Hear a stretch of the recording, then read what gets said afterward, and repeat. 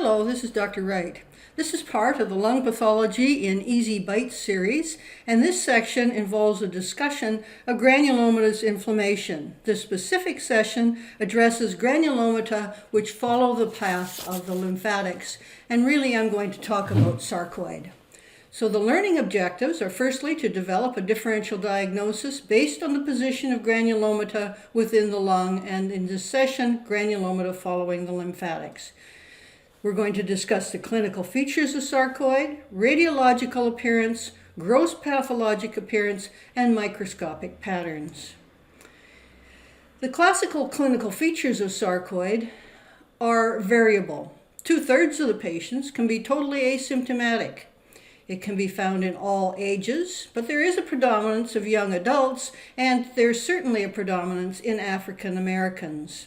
Sarcoid is a multi-system disease, but lung involvement can be found in greater than 90%.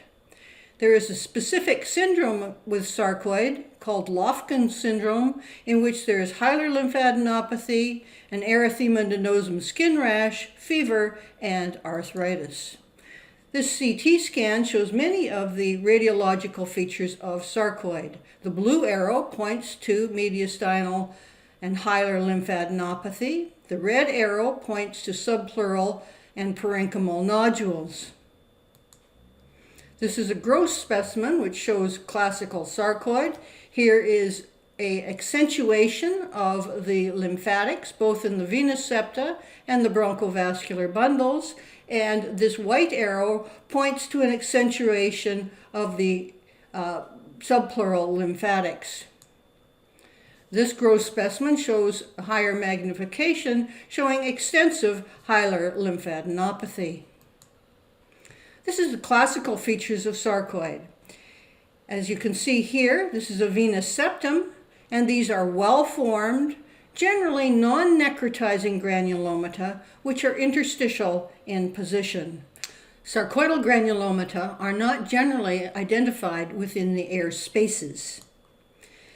In this micrograph, it shows rather extensive granulomatous inflammation, distorting this airway to a rather marked degree. Note that there's a little bit of mucus plugging in here, probably as a result of alteration of the mucus escalator. This is seen at a higher magnification. Here's a well-formed granuloma, a little bit of tiny central necrosis, which can be seen in sarcoid, and it's bulging into the lumen of this small airway. Sarcoid can also be seen in association with the vessels, and that includes veins and arteries. And in this small artery, there is extensive granulomatous inflammation which surrounds the vessel, as can be seen here in the middle. So the summary of pathology in sarcoid is well-formed granulomata, generally non-necrotizing, although focal necrosis can be found. The granulomata are interstitial rather than within the air spaces. They follow the distribution of the lymphatics, so they follow the venous septa, the bronchovascular bundles, and the pleura. And an occasional vessel may be found involved by the granulomatous process. This is not a primary vasculitis. There are some interesting findings which can be found in sarcoid. These findings are totally nonspecific.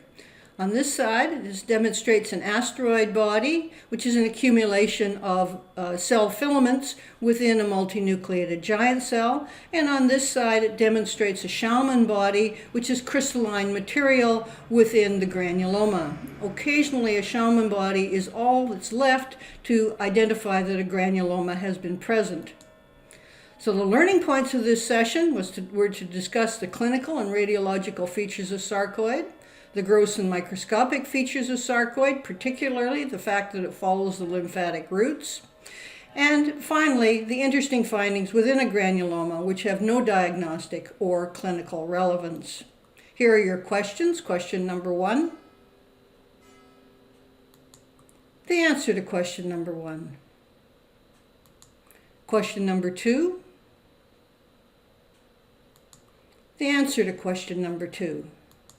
I hope you've enjoyed this session on sarcoidosis or granulomata following the lymphatic routes. As always, your comments are well received. Thank you very much.